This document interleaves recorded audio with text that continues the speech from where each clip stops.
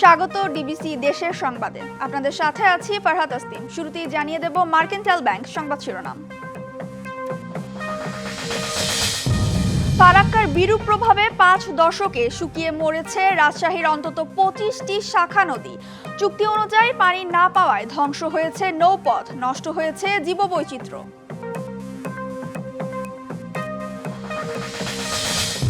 বর্ষায় ভাঙন আতঙ্কে কুড়িগ্রামের নদী পাড়ের বাসিন্দারা। বৈশাখের সামান্য বৃষ্টিতেই কয়েকটি এলাকা ক্ষতিগ্রস্ত।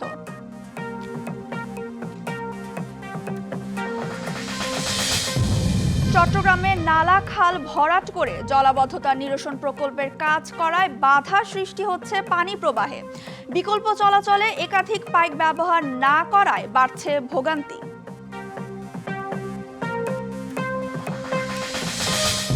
অবশেষে বরিশাল শেরে বাংলা মেডিকেল কলেজ হাসপাতালে স্থাপিত হচ্ছে 50 শয্যার ইউনিট।